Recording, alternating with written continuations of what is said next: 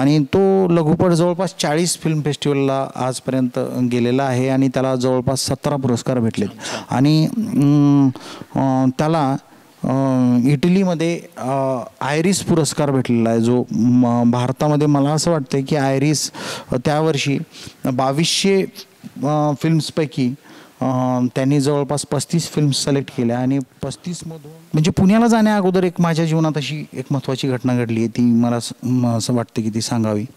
पण मग माझ्या डोक्यात एक गोष्ट आली की आपण सिनेमाच्या इन्स्टिट्यूटमध्ये एंट्री मिळवणं हे आपलं ध्येय नसून सिनेमा बनवणं हे आपलं ध्येय आहे. म्हणून मी फिल्म अँड टेलिव्हिजन इन्स्टिट्यूटमधल्या विद्यार्थ्यांसोबत मैत्री केली आणि त्या विद्यार्थ्यांसोबत मी जवळपास 16 प्रोजेक्ट असिस्ट केले. म्हणजे त्याचबरोबर त्यांच्या प्रत्येक प्रोजेक्टला मी कुठल्या ना कुठल्या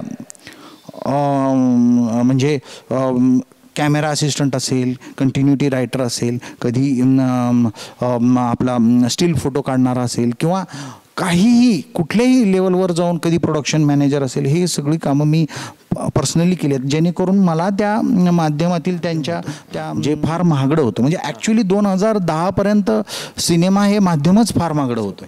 कारण मी 2022पासून एकाच गोष्टीशी फोकस आहे, तो म्हणजे सिनेमा. मी दुसरं काहीही करत नाही.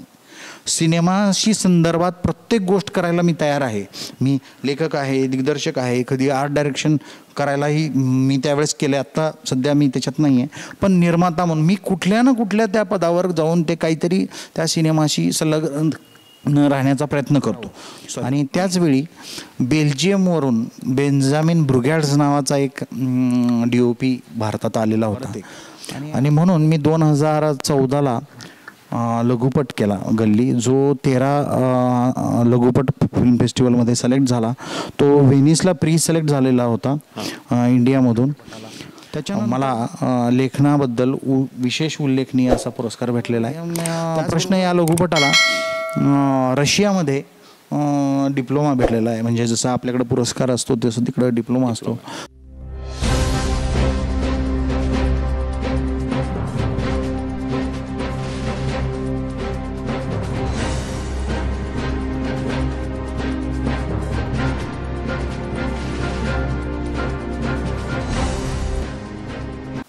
दर्शको नमस्कार. दर्शको, राजमुद्राच्या कलामुद्रा या विशेष सत्रामध्ये मी डॉक्टर सुजित येवलीकर आपलं सहर्ष स्वागत करीत आहे.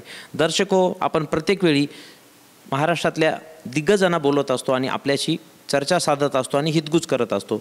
आज आपल्या स्टुडिओमध्ये मान्यवर आलेले आहेत, पाहुणे आलेले आहेत, त्यांचं मी आज स्वागत करणार आहे.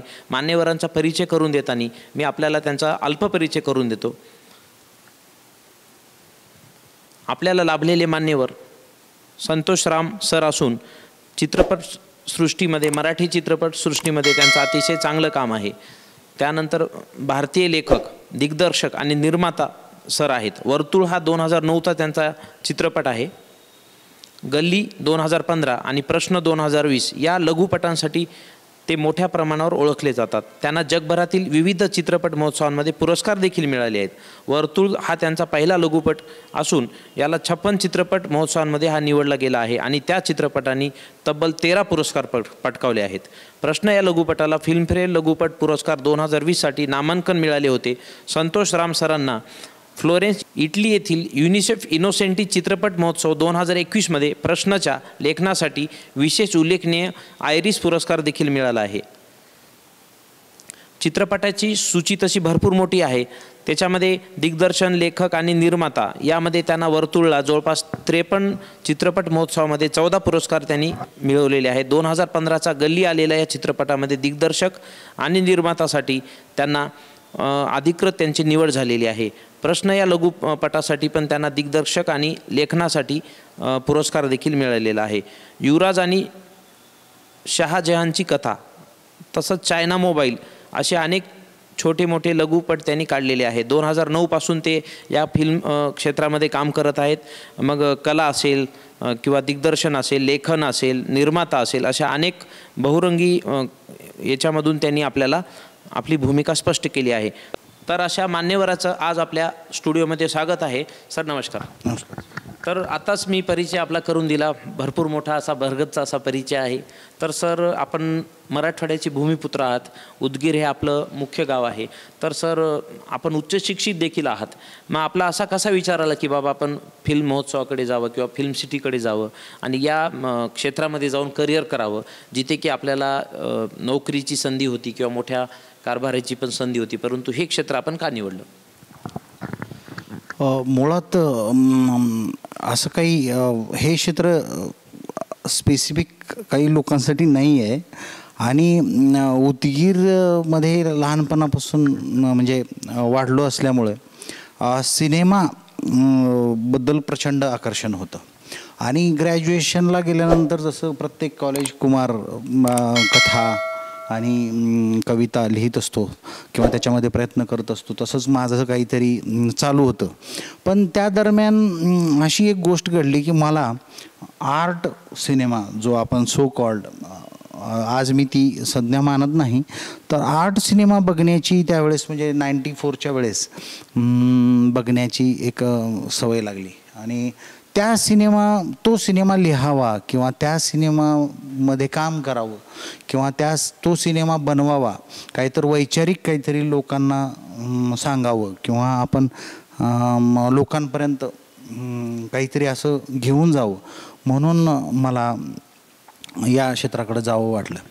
आणि पुढील शिक्षणासाठी म्हणजे त्यावेळेस मराठवाड्यामध्ये सगळ्या मुलांचं म्हणजे ऑलमोस्ट मला असं वाटतं की जवळपास 50% मुलं त्यांचं पदव्युत्तर शिक्षण करण्यासाठी पुण्याला वगैरे जायची. तर माझा पण तिकडं जाऊन काहीतरी या क्षेत्रामध्ये करण्याचा प्रयत्न होता. आणि मी 2000ला त्यामुळं पुण्याला गेलो आणि पुण्यात जाऊन मी पोस्ट ग्रॅज्युएशन केलं आहे इंग्लिश या विषयात. तर कुठल्याही मध्यमवर्गीय घरामध्ये जसे आपल्याला सांगितलं जातं की बाबा तू अगोदर शिक्षण पूर्ण कर, तसंच माझ्या घरातून सुद्धा माझ्या वडिलांनी सांगितलेलं होतं की तू सुरुवातीला पोस्ट ग्रॅज्युएशन कंप्लीट कर आणि मग तुला जे काय करायचं आहे तर ते कर. तर या क्षेत्रात येत असताना भरपूर म्हणजे त्यावेळेस तर म्हणजे 2000च्या काळामध्ये हे माध्यम खूप महागडं होतं. हे क्षेत्र फार वेगळं होतं. त्याच्यासाठी फक्त एक जवळपास 7-8 संस्थाच भारतामध्ये उपलब्ध होत्या. आता ते फार वेगळ्या लेवलवर आणि ते फार स्वस्त झालं आहे. तर त्यावेळेस म्हणजे सिनेमाबद्दल एक आकर्षण, ही फील्ड कशी चालते किंवा या क्षेत्रामध्ये काय होतं, एक उत्सुकता. मला असं वाटतं की ती उत्सुकता आणि आपण लिहिलेलं पडद्यावर कसं आणता येईल किंवा आपण लोकांशी काय वैचारिकरित्या मांडू शकतो, या कारणामुळं मी या क्षेत्रामध्ये माझं पदार्पण केलं असं मला वाटतं. बरं सर, पहिला लघुपट 2009ला आपला आला. तर त्याच्या मागची पार्श्वभूमी कशी आणि तो कसा आपल्या कल्पनेत आला आणि प्रत्यक्षामध्ये तो कसा मोडला, ह्यावर आपण थोडासा प्रकाश टाकावा. बरं, तर मुळात आपल्या इकडचं जे शिक्षण आहे हे आपल्या विद्यार्थ्यांना फार असं म्हणजे जास्त स्कोप भेटत नाही, असं अशा प्रकारची एक शिक्षण प्रणाली आहे. मी ज्यावेळेस होतो त्यावेळेस मी खूप इंट्रोवर्ट होतो. म्हणजे स्वतःचं वाचत बसायचं, अभ्यास करायचं, काही जास्त मित्र नव्हते किंवा असं आपापली 1-2-3 मित्रमंडळी. मग त्याच्यामधून हळूहळू वाचन खूप झालेलं होतं. घरामध्ये वाचनाचं शिक्षणाचं वातावरण असल्यामुळं. तर आता पुण्याला गेल्यानंतर पहिल्यांदा म्हणजे पुण्याला जाण्या अगोदर एक माझ्या जीवनात अशी एक महत्त्वाची घटना घडली आहे, ती मला असं वाटतं की ती सांगावी. मी 1999ला कोल्हापूरला गेलो होतो आणि कोल्हापूरला जाऊन मी 1 महिना दररोज म्हणजे मी उदगीर लातूरला नाटकांचा तेवढा येत नसल्यामुळं, नाटकं जास्त इथं त्यांचे प्रयोग होत नसल्यामुळं आपण त्यांच्यापासून दूर असतो. पण मला कोल्हापूरमध्ये माझे बंधू तिथं राहत होते, माझे मोठे भाऊ. तर त्यांच्यामुळं मला 1 महिना ती नाटकं बघण्याची संधी भेटली. आणि ते नाटकं बघितल्यानंतर हळूहळू असं झालं की त्या माध्यमाबद्दल एक आवड निर्माण झाली. आणि आवड निर्माण झाल्यानंतर मी पहिल्यांदा ध्यासपर्व या सिनेमाच्या चर्चासत्राला गेलो आणि पहिल्यांदा अमोल पालेकर आणि किशोर कदमांना मी पहिल्यांदा माझ्या समोर पाहिलं. म्हणजे मराठवाड्यातल्या एका साधारण बॉर्डरवर असलेल्या शहरातला मुलगा असं काहीतरी त्यावेळेस कलाकारांना पाहणं हे फार माझ्यासाठी फार एक वेगळं आणि आश्चर्य होतं. आणि मला असं वाटलं की बाबा ही मंडळी आपल्यासारखीच आहेत, आपल्यासारखंच यांचं हे आहे, पण हे कसे बोलतात, यांचे विषय काय आहेत, याच्यापासून थोडं काहीतरी शिकत मग पहिल्यांदा मला किशोर कदम आणि अमोल पालेकरांनी सांगितलं की त्यांचे गुरु पंडित सत्यदेव दुबेजी यांच्याकडून त्यांनी अभिनयाचं प्रशिक्षण घेतलं आहे. तर त्याच्यामुळं मी त्यांच्या पुण्यात गेल्यावर पहिलं काम जर काही असेल तर ते म्हणजे मी पंडित सत्यदेव दुबेजींचं काही कार्यशाळा कुठं आहे का हे शोधायला लागलो. आणि माझ्या नशिबाने एक चांगली गोष्ट म्हणजे त्यावेळेस एक कार्यशाळा तिथं चालू होती. पंडित सत्यदेव दुबेजी जे मुंबईला खूप मोठ्या NSDमधून पासआउट असलेले आणि खूप लोकांचे जे गुरु होते ते आम्हाला त्यांचं मार्गदर्शन भेटलं. त्याचवेळी दुसरी घटना अशी होती की आम्हाला film and television institute of इंडियामध्ये एंट्रन्स देऊन तिथं प्रवेश मिळवायचा प्रयत्न चालू होता माझा. तर प्रयत्न करत असताना मध्ये 1-2 वर्ष त्याचे 0 इयर्स गेल्यामुळं आम्हाला तो चान्स गेला नाही. पण मग माझ्या डोक्यात एक गोष्ट आली की आपण सिनेमाच्या इन्स्टिट्यूटमध्ये एंट्री मिळवणं हे आपलं ध्येय नसून सिनेमा बनवणं हे आपलं ध्येय आहे. म्हणून मी फिल्म अँड टेलिव्हिजन इन्स्टिट्यूटमधल्या विद्यार्थ्यांसोबत मैत्री केली आणि त्या विद्यार्थ्यांसोबत मी जवळपास 16 प्रोजेक्ट असिस्ट केले. म्हणजे त्यांच्या पहिल्या वर्षीच्या प्रोजेक्टपासून ते डिप्लोमा फिल्म्सपर्यंत जवळपास मी 16 प्रोजेक्ट्स असिस्ट केले. त्याचबरोबर त्यांच्या प्रत्येक प्रोजेक्टला मी कुठल्या ना कुठल्या म्हणजे कॅमेरा असिस्टंट असेल, कंटिन्युटी रायटर असेल, कधी आपला स्टील फोटो काढणारा असेल किंवा काहीही कुठल्याही लेवलवर जाऊन कधी प्रोडक्शन मॅनेजर असेल, हे सगळी कामं मी पर्सनली केली आहेत जेणेकरून मला त्या माध्यमातील त्यांच्या त्या साहित्याची ओळख होईल. आणि त्याचबरोबर दुसरी घटना अशी घडली की त्या फिल्म इन्स्टिट्यूट असल्यामुळे पुस्तकं खूप महागडी होती. म्हणजे एकतर बाहेरच्या मार्केटमध्ये सिनेमा विषयावरची पुस्तकं खूप महागडी होती. तर आम्ही फिल्म इन्स्टिट्यूटमध्ये मैत्री झाल्यावर त्या मित्रांना रिक्वेस्ट करायचो की आम्हाला एक पुस्तक ते भेटेल का, बेसिक फोटोग्राफी भेटेल का, किंवा सिनेमावरचं ते पुस्तक भेटेल का. किस्लोव्स्की ऑन किस्लोव्स्की म्हणून किस्लोव्स्की एक दिग्दर्शक आहेत, त्यांच्याबद्दल मला एक पुस्तक खूप हवं होतं जे जवळपास खूप महागडं होतं. तर आम्ही त्यांना म्हणायचो आणि मग त्यांच्याकडून रिक्वेस्ट करून ते पुस्तक त्या लायब्ररीतून काढून घेऊन त्याची झेरॉक्स मारून आम्ही वाचायचो. अशा पद्धतीने जवळपास 150-200 पुस्तकं बाहेर काढली होती. आणि म्हणजे प्रचंड मेहनत घेऊन खरं तर एकेकाळी 10वीपर्यंत माझं शिक्षण हे उदगीरच्या लालबहादूर शास्त्री शाळेत झालं आहे. तर तिथं परीक्षेबद्दल एक असलेली ना आवड, म्हणजे त्याच्याबद्दल बिलकुलच परीक्षा म्हणलं की थोडंसं अवघड वाटायचं. पण मी असा एका क्षेत्रात जाईन असं कधी वाटलं नव्हतं की जिथं दररोज मला अपडेट करावं लागेल आणि मला ते शिकावं लागेल. तर त्याच्यामुळं फिल्म इन्स्टिट्यूट हे माझ्यासाठी असं म्हणलं तरी चालेल की मी फिल्म इन्स्टिट्यूटचा कॅन्टीन पासआउट आहे असं म्हटलं तर चालेल. कारण पूर्वीसुद्धा फिल्म इन्स्टिट्यूटमध्ये अमोल गुप्ते किंवा आशुतोष गोवारीकर सर किंवा भरपूर अशा मंडळी आहेत की ज्या लोकांनी तिथे येऊन तिथल्या विद्यार्थ्यांसोबत मैत्री करून तिथं राहून त्या प्रशिक्षण काहीतरी घेण्याचा प्रयत्न केलेला आहे आणि त्यांच्यासोबत त्यांच्या प्रोजेक्टमध्ये इन्व्हॉल्व्ह होऊन काही करण्याचा प्रयत्न केला. त्याच पद्धतीनं मी ती प्रोसेस सगळी शिकून घेतलो आणि 2009ला माझा पहिला लघुपट वर्तुळ हा, तुम्हाला माहीत नसेल त्यावेळेस 35 mm नावाचं एक माध्यम होतं जे फार महागडं होतं. म्हणजे ॲक्च्युली 2010पर्यंत सिनेमा हे माध्यमच फार महागडं होतं कारण रीळ असायची. तर त्या रीळवर मी तो लघुपट केला आणि त्याचं शूटिंग भोरमध्ये झालं. तो लघुपट जवळपास 53 आंतरराष्ट्रीय फिल्म फेस्टिवलला गेला आणि त्याला 14 पुरस्कार भेटले.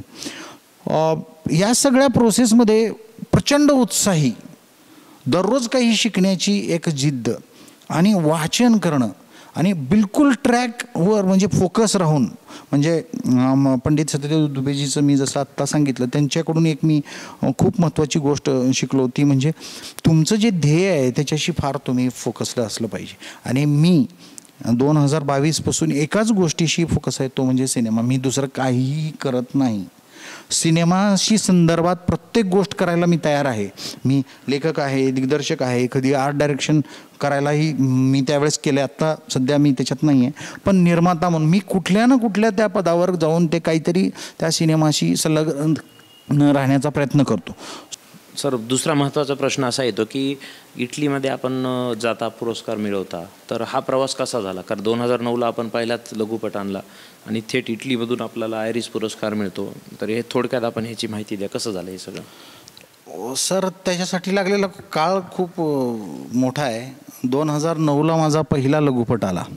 तो जवळपास मी आत्ता जसं म्हणल्याप्रमाणे तो खूप फेस्टिवलला गेला आणि त्याच्यानंतर आम्ही प्रचंड उत्साहित होऊन मुंबईला गेलो आणि ॲज युजल मुंबईमध्ये आम्हाला 2 ते 3 वर्ष कामाच्या याच्यामध्ये आम्ही भटकत राहिलो. मग 2-3 वर्षानंतर मला परत आणखी काहीतरी करावं असं चालूच होतं माझं. तर त्यावेळेस मी गल्ली कोल्हापूरमध्ये एक वेगळी गल्ली बघितल्यामुळं मला असं वाटलं की आपण याच्यावर काहीतरी करावं. आणि त्याचवेळी बेल्जियमवरून बेंजामिन ब्रुगॅड्स नावाचा एक DOP भारतात आलेला होता आणि आम्ही म्हणलं की एक लघुपट करूया परत एक.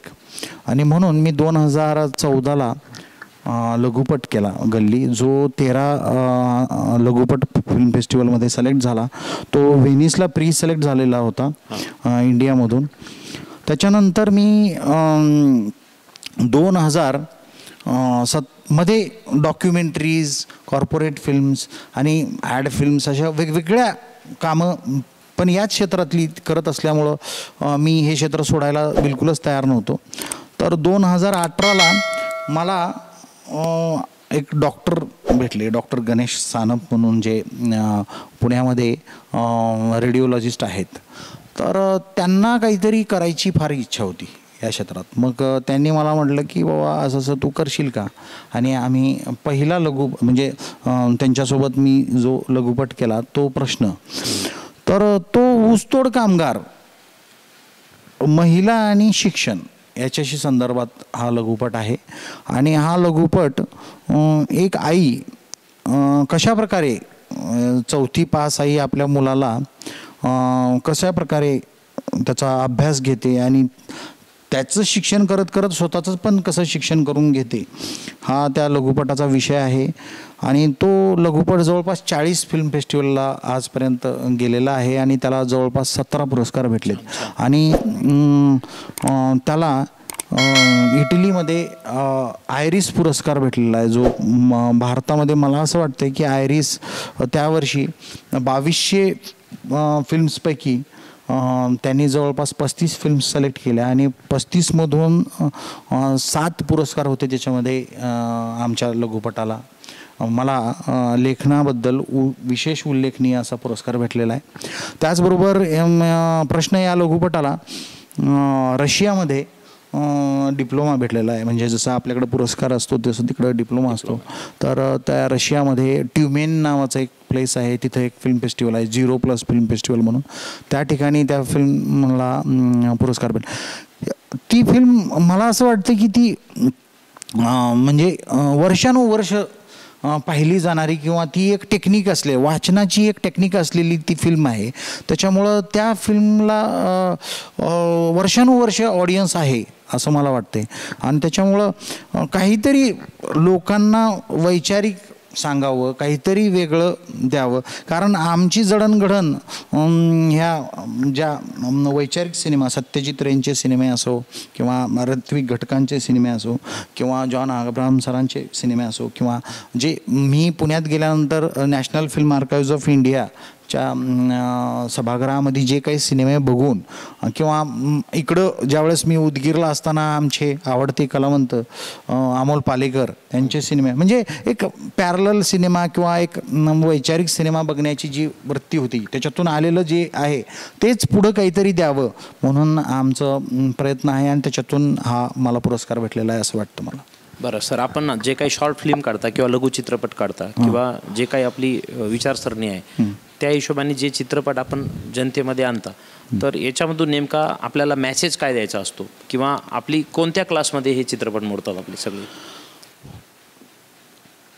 खरं तर सिनेमा हे माध्यम सगळ्यांसाठी असं क्लास वगैरे नाही आहे. पहिल्यांदा मी ज्यावेळेस कथा लिहितो त्यावेळेस कथा लिहित असताना त्याला एक साधारण माणसाला समजेल अशी कथा सांगण्याचा प्रयत्न करतो.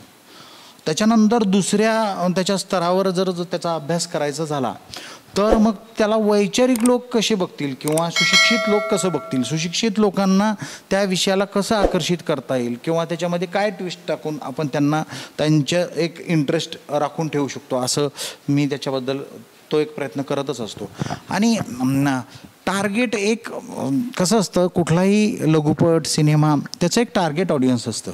तो टार्गेट ऑडियन्स तुम्हाला अगोदर ठरवावा लागतो की हा सिनेमा ही मंडळी बघणार आहेत. कधीकधी तुमचा सिनेमा तुम्ही लहान मुलांसाठी बनवलेला असतो पण तो मोठ्यांनासुद्धा तेवढाच अपील होतो आणि तेवढाच आवडतो.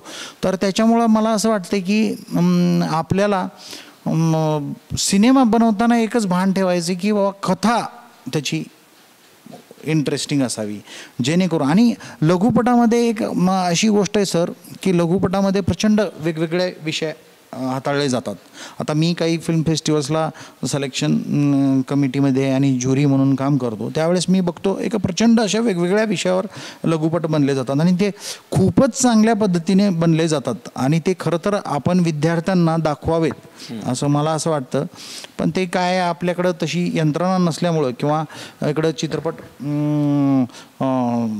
चित्रपट चळवळीचं जास्त लोन इकडं पसरलेलं नसल्यामुळं आपण त्याच्यापासून वंचित आहोत असं मला वाटतं. सर, छान आपली चर्चा चालू आहे. एक आपला वैयक्तिक प्रश्न आपल्याला विचारतो की आपण कधी कथा लिहितात, कधी निर्माते असतात, कधी दिग्दर्शक असतात, ते वेगवेगळी पदे भूषवताना या प्रत्येक पात्राला न्याय कसा देतात? खरं तर ते खूप इंटरेस्टिंग आहे. एक गोष्ट अशी आहे की तुम्ही जर लेखक असाल आणि तुम्ही निर्माता असाल तर त्याच्यात तुम्ही लेखन करत असतानाच तुमच्या डोक्यातला तो निर्माता कामाला लागलेला असतो आणि त्याचबरोबर तो दिग्दर्शकसुद्धा कामाला लागलेला असतो. मग त्यावेळेस तुम्हाला या जो कुठला विषय तुम्ही लिहिताय, जी कुठली कथा लिहिताय त्यावेळेस तुम्हाला त्याचा अंदाज यायला लागतो की प्रत्येक गोष्टीचा खर्च कसा आहे. आता पण याचा जर जास्त परिणाम तुमच्या कामावर झाला म्हणजे ॲज अ लेखक जर माझ्यावर जास्त निर्माता जर वरचढ करायला लागला तर शक्यता आहे मला ती कलाकृती चांगली निघणार नाही. म्हणून तुम्हाला एका लेवलपर्यंत ह्या तिन्ही भूमिका वेगवेगळ्या ठेवून त्यांच्याकडे बघायला लागतं. पण असं तडजोड करून पण लघुपट करणं किंवा चित्रपट करणं चुकीचं आहे असं मला वाटतं. पण याच्यामध्ये खूप मोठे आपले जे आपला इतिहास आहे, आपले व्ही शांताराम बापू ज्यांना आपण म्हणतो किंवा भरपूर आपल्या चित्रपटसृष्टीमधले खूप मोठे मोठे दिग्गज आहेत. सुमित्रा भावे म्हणून एक खूप चांगल्या महिला दिग्दर्शिका आपल्या पुण्यामधून आताच त्यांचे चित्रपट आम्हाला खूप प्रेरित करून गेले. तर या सगळ्यापासून आम्हाला हे शिकता आलं आणि खरं तर हे या भूमिका करत असताना त्या कॉम्प्लिमेंटरी टू ईच अदर अशा प्रकारच्या आहेत. त्याच्यामुळं ते खूप इंटरेस्टिंग पद्धतीनं होतं आणि त्याच्यापासून तुम्हाला नवीन गोष्टी शिकायला भेटतात. कारण तुम्ही ज्यावेळेस काहीतरी मी लेखक म्हणून कुठंतरी वरचढ असतो किंवा दिग्दर्शक म्हणून एक चांगला प्रगल्भ दिग्दर्शक आहे असं इथपर्यंत जातो, पण कधी कधी निर्माता म्हणून मी मागे आहे का, की मला ते निर्मात्याची भूमिका वठवत असताना मी दुसऱ्याला उगाच दोष देऊन बाबा असं नसतं हे माध्यम असं म्हणण्यापर्यंत आहे का. म्हणून मी कधी कधी एक्झिक्युटिव्ह प्रोड्युसर, कधी कधी स्वतःच निर्माता. आता मी 2 लघुपट निर्मित केलेले आहेत. त्याच्यामुळं मला या सगळ्या गोष्टीची एक बॅलन्स ठेवण्याची एक सवय लावून घेतली आहे आणि ती खरं तर चांगली आहे आणि फार चांगली गोष्ट आहे ती. सर, आपण जेव्हा निर्माता म्हणून काम करतात त्यावेळेस कलाकार निवडणे असेल किंवा लोकेशन निवडणे असेल, ह्या सगळ्या गोष्टी कशा पूर्ण करतात? या सगळ्याचं मूळ उत्तर असं आहे सर, आपली कथा. जर आपली कथा, त्या कथेनुसार त्या कथेला साजेसे असेच कलावंत आपण निवडत असतो. तर तुम्हाला ती कथा किती रिअलिस्टिकपणे कुठल्या स्तरावर ती न्यायची आहे, तिचं चित्रीकरण कुठं करायचं आहे, या सगळ्या गोष्टी तुमच्या, ती कथा कुठं बेस्ड आहे, त्याच्यातल्या कलावंतांचं म्हणजे त्याच्यातल्या म्हणजे पात्र आहेत त्यांचं सामाजिक स्तर काय, ह्या सगळ्या गोष्टीचा विचार झाल्यानंतर तुम्ही त्या कलाकारांना जे एकदम म्हणजे परफेक्ट बसतील असेच कलावंत तुम्ही निवडता. त्याचबरोबर मी मराठवाड्यातला असल्यामुळं माझं नेहमी माझं लहानपणापासूनचं म्हणजे इथंच वाढलं असल्यामुळे उदगीरला माझा एक कल असा असतो की नेहमी मी उदगीर साईडला किंवा मराठवाड्या साईडला शूटिंग करावं. मराठवाडा म्हणजे उदगीर, लातूर, नांदेड हे मी प्रामुख्यानं त्यांना प्रायोरिटी देतो. कारण या गोष्टी डेव्हलप होत आहे तिकडल्या, आणि तिकडं ऑलरेडी पुण्या मुंबईच्या साईडला खूप काही डेव्हलपमेंट झालेली आहे आणि आम्हाला तिकडं थोडासा त्रास होतो शूटिंग करताना. म्हणून इकडं सायलंट, इथली लोक आपल्याला कोऑपरेट करतात, म्हणून इकडं आम्ही भरपूर वेळा मी इकडली लोकेशन्स किंवा इकडली पात्र निवडण्यावर माझा भर आहे. बरं सर, मराठी चित्रपट जास्त चालत नाहीत असं जनमानसामध्ये चर्चा चालू असते, यामध्ये तथ्य आहे का? आणि जर तसं असेल तर मराठी चित्रपटसृष्टीला सुगीचे दिवस का येत नाहीत, त्यामागे काय कारण असेल, आपल्याला काय वाटतं? मराठी चित्रपट चालत नाहीत याच्याशी मी सहमत नाही आहे. कारण मराठी सिनेमा चालतो, पण आपल्या लेखक, दिग्दर्शक किंवा जे काही मंडळी आहेत सिनेमा क्षेत्रात काम करतात त्या लोकांनी वारंवार काहीतरी लोकांना नवीन देण्याचा प्रयत्न केला पाहिजे असं मला वाटते. आणि मागे आपल्या इतिहास आहे, यावर्षी आलेला म्हणजे मागच्या वर्षी आलेला बाई पण देगा देवा, ज्याच्यामध्ये स्त्रियांच्या प्रमुख भूमिका असलेला आणि स्त्री पात्रांच्या शी संदर्भात असलेला हा सिनेमा आहे. तो सिनेमा एवढं मोठं मार्केट काबीज करू शकतो आणि त्याचा एक ठरलेला ऑडियन्स जो काही फक्त महिलाच आहेत त्या जाऊन तेवढा एक तो महोत्सव असल्यासारखं त्याला एन्जॉय करून बघतात आणि ती खूप चांगली गोष्ट आहे. मला असं वाटतं की केदार शिंदे सरांनी ते खूप चांगल्या पद्धतीने लोकांपर्यंत नेले. तर इथल्या लेखक दिग्दर्शकांनी नवनवीन विषय हाताळले पाहिजेत आणि त्या विषयांपर्यंत लोकांना घेऊन कसं थिएटरपर्यंत लोकांना आपण घेऊन जाऊ शकतो हे याचा प्रयत्न केला पाहिजे. दुसरी गोष्ट अशी आहे की महाराष्ट्रामध्ये साहित्य, नाटक या माध्यमांचा खूप चांगलं अवेअरनेस असल्यामुळं इथलं ऑडियन्स जे आहे फार, मला असं वाटतं थोडंसं फार वेगवेगळ्या प्रकारे त्यांचं बिहेवियर असतं, म्हणजे त्यांच्या आवडीनिवडी ह्या खूप लवकर बदलत असतात. त्याच्यामुळं त्याचा एक थोडासा परिणाम चित्रपटसृष्टीवर होतो असं मला वाटतं. आणि अदरवाईज आपल्याला दुसरी आणखी एक मोठा प्रॉब्लेम आहे तो म्हणजे हिंदी सिनेमा आपला नेहमीच हिंदी भाषा जवळची असल्यामुळं आपल्या आणि मुंबईमध्ये हिंदी इंडस्ट्री असल्यामुळे प्रायोरिटी म्हणजे फर्स्ट प्रिफरन्स हा जास्तीत जास्त हिंदी सिनेमाला दिला जातो आणि त्याच्यामुळं काही मराठी सिनेमा मागे राहतो आणि मराठी सिनेमाला त्या पद्धतीचं एक मार्केटिंग व्हॅल्यू किंवा त्या पद्धतीचं निर्मिती मूल्य असलेल्या गोष्टी भेटत नाहीत. त्याच्यामुळं मला असं वाटतं की ओव्हरऑल मराठी सिनेमा मागे पडतो याचे कारणं खूप आहेत सर. आणि त्याच्यामध्ये काही सिनेमे फार वेगळ्या दर्जावर जातात आणि असं मागे इतिहासामध्ये आपण बघितलंयच, म्हणजे आत्ताच रिसेंटली 4-5 वर्षात आपण अशा गोष्टी बघून गेलो आहे की जेणेकरून आपण 100 कोटीपर्यंतसुद्धा आपला सिनेमा जाऊ शकतो. कारण मराठी लोकांना त्याच्यामध्ये मराठी सिनेमा बघण्याची एक इच्छा आपण निर्माण केली पाहिजे आणि त्यांना थिएटरपर्यंत आणण्याचा प्रयत्न केला पाहिजे. मराठवाड्यामध्ये अनेक थिएटरमध्ये परफॉर्मन्स करताना आपल्याला मुलं दिसतात, मुली दिसतात, त्यांच्यामध्ये कलागुण पण भरपूर चांगला आहे. परंतु ग्रामीण भागामध्ये बऱ्याच वेळा मोठे दिग्दर्शक येत नाहीत, निर्माते येत नाहीत, कुठेतरी हे कलाकार दाबल्या जातात आणि ते हे पुण्या मुंबईकडे त्यांना राहण्याची सोय नसते, जात नाहीत, ओळखी नसतात. मग अशा नवीन तरुण तरुणींना आपण काय सल्ला देऊ शकता?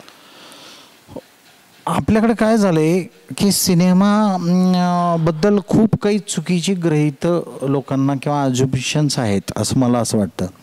आता मी या भागात आल्यानंतर मी भरपूर लोकांना असं म्हणजे बघत असतो आणि त्यांना म्हणजे अशा कलावंतांना संधी देण्याचा प्रयत्न करत असतो.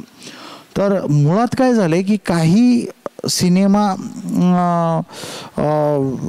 निर्मात्यांनी इकडं फसवणूक केलेली आहे लोकांची आणि त्या लोकांना असं म्हणलं तरी चालेल हौशे नवशे गवशे या क्षेत्रात खूप आलेले आहेत. आणि यामध्ये काय होतं की अशा नवयुवकांची आणि जे कला साधनेची म्हणजे कलेची साधना करणारी जी मंडळी आहे त्यांची फसवणूक होते आणि ती फसवणूक झाल्यानंतर ते दुसऱ्यांदा काम करण्यासाठी धजावत नाहीत. मग त्याच्यामध्ये काय होतं की आपण अगोदर या माणसाने काय केलं आहे किंवा हा निर्माता यांनी अगोदर काय फिल्म्स निर्मित केल्यात किंवा या दिग्दर्शकांनी काय केलं हे बघितलं पाहिजे. दुसरी गोष्ट आपल्या अपेक्षा लगेच कुठल्या तरी हिंदी अभिनेत्याप्रमाणे किंवा अभिनेत्रीप्रमाणे बाळगू नये. कारण जेणेकरून आपल्याला पहिल्यांदा चान्स हवा आहे. पण चान्स हवा आहे म्हणजे तुम्ही काही भीक मागत नाही आहे हे पण तुम्ही लक्षात घ्यायला पाहिजे. दोन्ही गोष्टीचा बॅलन्स ठेवून आपण एक कलाकृती कशी पूर्णत्वास नेतो आणि त्याचबरोबर अशा 2-4-5 कलाकृती झाल्यानंतर आपल्याला काहीतरी त्याच्यातून मानधनाची सुद्धा सुरुवात. कारण हे इतक्या लवकर आणि असं इझिली नाही आहे की लगेच आपल्याला याच्यातून मानधन पण भेटेल. तर पण या कलावंत काय करतात की इकडल्या कलावंताचं मी नेहमी एक ऑब्झर्वेशन बघतो की आज सगळ्याच क्षेत्रामध्ये थोडंसं सॅच्युरेशन पॉईंट आल्यामुळं प्रत्येकाला असं वाटतं की उद्योगधंद्याची किंवा नोकरीचे संधी कमी झाल्यामुळं की या क्षेत्रातून आम्हाला काही भेटेल का म्हणून मग आम्ही येऊ का क्षेत्रात, असं नाही आहे. मुळात आपला या म्हणजे क्षेत्रात काही करण्याचं इंटरेस्ट आहे का, आपण त्याच्यासाठी मेहनत घ्यायला तयार आहोत का, आपल्यात पेशन्स आहे का. त्याचबरोबर आपण एखादी गोष्ट म्हणजे जसं आपल्याकडं मला कमवायचंच आहे अशा पद्धतीनं न जाता मला कधीकधी त्या लोकांच्या संगतीत राहून काही गोष्टी शिकायच्या आहेत ही प्रायोरिटी देतो का, असे एक काही प्रश्न मला तर नेहमी निर्माण होतात. मी नेहमी पैशासाठी काम करत नाही. मी मुळात काय करतो, मला ते प्रोजेक्ट किती महत्त्वाचं आहे, ते प्रोजेक्ट कुठं घेऊन जातं आहे, मला एकतर ते काही शिकवतं आहे का किंवा ते कुठल्या लेवलवर घेऊन जातं हे मी प्रयत्न करतो. म्हणून माझा नवीन युवकांना एवढंच सांगायचं आहे, एक हेतू आहे की प्रचंड मेहनत करा, वाचन चालू ठेवा. दुसरी गोष्ट म्हणजे अपेक्षाचं एक आपण खूप मोठं असं वातावरण तयार केलं आहे, ते थोडंसं कमी करता आलं तर बघा. आणि पेशन्स फार महत्त्वाचा आहे मित्रांनो. या क्षेत्रामध्ये येण्यासाठी सर्वात महत्त्वाची गोष्ट जर काही असेल तर तुम्हाला वेळोवेळी तुम्हाला परीक्षा द्यावी लागते. म्हणजे तुम्हाला प्रूव्ह करावं लागतं. तुम्हाला सारखं इथं तुमच्या डोक्यात थोडी हवा गेली की लगेच तुम्ही या क्षेत्रातून थोडेसे हटल्यासारखे होता. म्हणून तुम्हाला सारखं अपडेशन लागतं, वाचन लागतं, तुम्हाला भरपूर सिनेमा बघावा लागतो आणि भरपूर लोकांना भेटावं लागतं. म्हणून तुमचा काही लोक तुम्हाला फसवे भेटले असतील, काही लोकांनी तुम्हाला काहीतरी आमिष दाखवून तुम्हाला काही म्हणजे फसवण्याचा प्रयत्न केलेला असेल. पण मला असं वाटतं की देर इज नो शॉर्टकट आणि तो फक्त म्हणजे तुम्हाला हार्डवर्कनीच यश मिळवता येईल या क्षेत्रात असं मला वाटतं. सर, कोणताही शॉर्टकट नाही असं आपलं म्हणणं आहे. अजून एक महत्त्वाचा फिल्म इंडस्ट्रीतला प्रश्न आहे की कास्टिंग काउच, या संदर्भात आपण काय बोलू शकता? सर, आज अशी परिस्थिती आहे की सगळीकडे सगळ्या गोष्टीमध्ये जसं भरपूर वेळा आपण ऑब्झर्व करतो की आज मला असं वाटतं की म्हणजे आपल्या जनरेशनला असं वाटतं की आपण ज्या जनरेशनमधून आलो आहे त्या जनरेशनमध्ये ना आजच्या लहान म्हणजे ज्या जनरेशनमध्ये मुलं येत आहेत त्यांच्यात खूप फरक आहे. आणि आपल्या वेळेस जे एक जगण्याचा दृष्टिकोन होता त्याच्यात आणि यांच्यात फार फरक आहे असं मला वाटतं. आज 25मध्ये सगळ्यांचं करिअर बनवायचं आहे, गाड्या घ्यायच्या आहेत आणि सेटल व्हायचं आहे. म्हणजे इवन आपण विवाह करण्यासाठी प्रयत्न करत असताना आपण आपल्या मुलामुलींसाठी त्याच प्रकारे वर वधू बघत असतो. मग त्यामुळं की काय सगळ्यांची अशी धडपड चालू आहे, फास्ट म्हणजे सक्सेस मिळवण्याची. आणि ह्याच्यामधून कुठंतरी अशा वृत्तींना म्हणजे कास्टिंग काऊचचा कोणीतरी बळी जाऊ शकतं की त्याच्यातून असं होऊ शकतं की एखाद्याला कोणीतरी आमिष दाखवून चल मी तुम्हारी लाईफ बना दूंगा असं काहीतरी म्हणून कोणतर, किंवा तुला मी स्टार बनवतो असं म्हणून, असं एखाद्या चित्रपटाने कुणीही स्टार बनत नाही. फक्त त्या तात्पुरत्या वेळापुरतं तुम्हाला तो एक वलय निर्माण होतं, पण तुम्हाला वारंवार प्रूव्ह करावं लागतं. वारंवार तुम्हाला 100-150 सिनेमे करावे लागतात. आपण मोठ्या लोकांकडून भरपूर शिकणं कमी केलं आहे असं मला वाटते. आणि आपण काय केलं आहे की ठीक आहे ना, त्यांनी तो यशस्वी झाला, मग त्यांनी काहीतरी त्याच्या मुलाखतीमध्ये अशा 2 मिनिटाच्या 10 मिनिटाच्या मुलाखतीमध्ये काहीतरी सांगितलं म्हणून त्याच्या लगेच आपण निर्णयाप्रत जातो का, असं नाही आहे.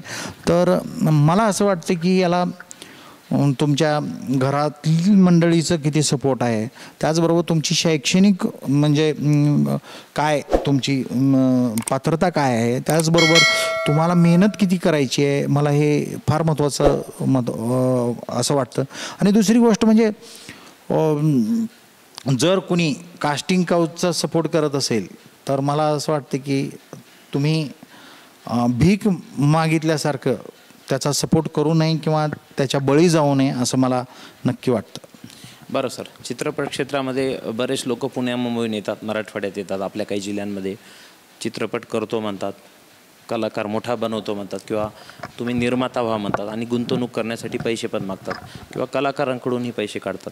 तर अशा पालकांना किंवा अशा कलाकारांना आपण काय सांगू शकता आपल्या चॅनलच्या माध्यमातून की जेणेकरून त्यांची आर्थिक आणि मानसिक फसवणूक होऊ नये आणि ते सदम्यामध्ये झटक्यामध्ये जाऊ नये, आपण थोडक्यात त्याच्यावर खुलासा करावा.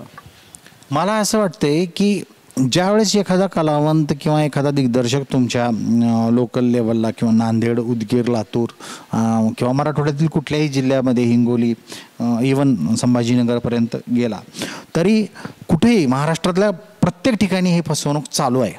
आणि मला असं वाटतंय की सुरुवातीला पालकांनी किंवा कलाकारांनी हा लेखक कोण आहे, हा दिग्दर्शक कोण आहे, हा निर्माता कोण आहे, यांनी याच्या अगोदर काय कलाकृती निर्माण केल्यात, किंवा एखादा निर्माता तुम्हाला पैसे मागत असेल तर मी इथपर्यंत तुम्हाला म्हणू शकेन की तुम्हाला कोणी जर पेमेंट नाही केलं तर मी ते समजू शकतो, कारण तुम्हाला पहिली संधी दिली जाते म्हणून तसं होऊ शकेल असं मला वाटतं.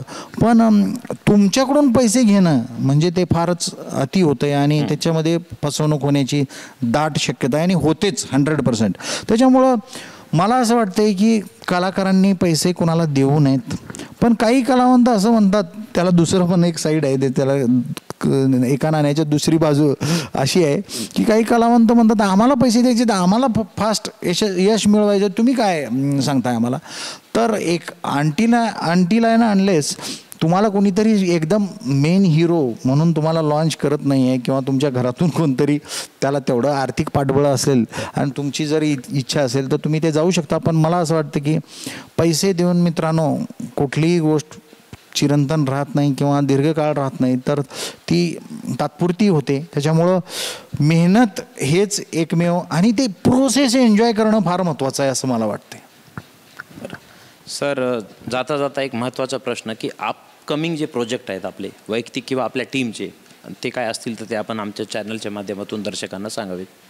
मी जवळपास 3 प्रोजेक्टवर सध्या काम करतोय. एक म्हणजे माझा आत्ता एक लघुपट झालेला आहे, the story of Yuvraj and Shahjahan.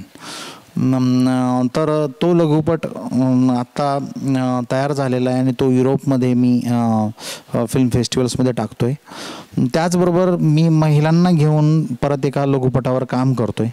आणि माझा खूप दिवसापासून रखडलेला एक सिनेमा आहे चायना मोबाईल म्हणून, जो उदगीरमध्ये मला करायचा आहे. तर तो सिनेमा मी यावर्षी करतो आहे. त्याचबरोबर माझे आणखी 2-3 प्रोजेक्ट चालू आहेत. तर मला मुळात या पट्ट्यामध्ये काम करायचं आहे, जेणेकरून माझ्या स्टोरीज या पट्ट्यातल्या आहेत म्हणून मला इथं करायला आवडेल. पण कधी कधी असं वाटतं ह्या सगळ्या आत्ता गोष्टी लक्षात घेता किंवा चित्रपटसृष्टीचं जे गणित लक्षात घेता आपण मराठीत करावं का किंवा हिंदीमध्ये करावं का किंवा कुठल्या वेगळ्या भाषेत काही करता येईल का, हे वेगवेगळ्या गोष्टी आम्ही पडताळून पाहतोय. तर नक्कीच माझे 2-3 प्रोजेक्ट चालू आहेत आणि मी आता येत्या 2-3 महिन्यामध्ये ही प्रोजेक्ट्स. मग सर या प्रोजेक्टसाठी काही ऑडिशन्स वगैरे आपण मराठवाड्यात किंवा नांदेड किंवा या परिसरात घेणार आहेत का, हे पण आपण चॅनलच्या माध्यमातून सांगू शकतो? जरूर. मी खरं तर मला ज्या भागामध्ये शूट करतो तिथल्या स्थानिक कलावंतांना प्रतिनिधित्व देण्याचा प्रयत्न मी करतो, कारण आपल्या भाषा वेगवेगळ्या आहेत. आता जसं नांदेडला जर मी शूटिंग करत असेल आणि माझं जर कथाच नांदेडची असेल तर मला नांदेडच्याच लोकांना घ्यावं असं मला नेहमी वाटतं, कारण त्या नांदेडच्या भाषेतल्या ज्या लहजा आहे किंवा त्याची जी नांदेडची जी डायलेक्ट आहे ती फार महत्त्वाची आहे. ती कुठलाही कलावंत, मुंबईचा कितीही कसलेला कलावंत किंवा NSDची कोणीही कसलेली कलावंत ते देऊ शकत नाही. हां, जर नांदेडमध्ये तुम्ही कुठला तर भाग दुसरा मुंबई पुण्याकडचा कुठला तर दाखवत असाल तर तिथं तुम्ही मुंबई पुण्याचे कलावंत घेऊ शकता. पण नक्कीच नांदेडचे कलावंत खूप टॅलेंटेड आहेत. नांदेड, उदगीरला, इवन महाराष्ट्रात प्रचंड कलावंत टॅलेंटेड आहेत. त्यांना संधी भेटली पाहिजे. त्यांना संधी आम्ही, माझ्यासारखं मी तर कधीही देण्यास तयार आहे. तर मला असं वाटतं की ऑडिशन्स आम्ही घेऊ किंवा कुठल्याही वेगवेगळ्या माध्यमावर किंवा आपल्या फेसबुक किंवा इंस्टाग्राम या सगळ्या माध्यमावर आपण याच्याबद्दल ॲड टाकत जाऊ किंवा कॉन्टॅक्ट केलं तर ती एक तुमची काय होतं, वरचेवर आजकाल असं झालं आहे की तुमची इच्छा पण कळायला पाहिजे काम करण्याची. जर तुमची इच्छा, भरपूर वेळा असं काही मुलं असतात की जे म्हणतात सर मला तुमच्यासोबत काम करायचं आहे, तर तो मुलगा लक्षात राहून जातो आणि एखादं कॅरेक्टर असेल, एखादं पात्र असेल तर त्यावेळेस नक्कीच मी त्यांना फोन करून बोलवतो. आणि त्याच्यामुळं मला या भागात काम करायला आवडेल आणि इथल्या लोकांसोबत काम करायला आवडेल. आणि नांदेडमध्ये जर मी काही फिल्म करणार असेल किंवा कुठला प्रोजेक्ट करणार असेल तर नक्कीच मी इथं ऑडिशन घेऊन इथल्या सगळ्यांना कळवून ते करणार आहे. मित्र, नांदेडमध्ये लवकरच आपलं ऑडिशन होईल आणि ते सुद्धा राजमुद्राच्या माध्यमातूनच आम्ही आपल्याला कळू. अवश्य आपण रेग्युलर राजमुद्रा पाहत राहा, म्हणजे आपल्याला ऑडिशन कधी आहे ते सुद्धा सरांकडून आपल्याला कळणार आहे. तर सर, आपण आम्हाला वेळ दिलात, अतिशय चांगली अशी चर्चा केली, वेगवेगळ्या प्रश्नांना आपण उत्तरे दिले, आपला प्रवास कसा झाला ते सांगितलं, अवॉर्ड्स कसे मिळवले, चित्रपटसृष्टीमध्ये आज आपण कशा पद्धतीनं काम करता यावरही चर्चा केली, धोके काय आहेत, फायदे काय आहेत, मेहनत करण्याशिवाय कुठलाही शॉर्टकट नाही यावरही आपण सखोल माहिती दिली. सर्व राजमुद्रा परिवारातर्फे मी आपलं स्वागत करतो आणि आपले धन्यवाद देतो. सर, नमस्कार. थँक्यू. तर दर्शको, हे होते संतोष राम सर, यांच्याशी आपण आज चर्चा केली. दर्शको हो, वेळोवेळी आपण मोठ्या मोठ्या मान्यवरांना आपल्या स्टुडिओमध्ये बोलत जाऊया आणि छानपैकी त्यांच्याशी गप्पा आणि चर्चा करत जाऊया. तर इथेच मी आपली रजा घेतो आणि थांबतो. कुठेही जाऊ नका, बघत राहा फक्त आणि फक्त राजमुद्रा न्यूज लाईव्ह. धन्यवाद. मनोरंजनाचं प्रबोधन, करमणुकीचं उद्बोधन, बातमी अचूक, माहिती बिनचूक, पाहत रहा राजमुद्रा न्यूज लाईव्ह.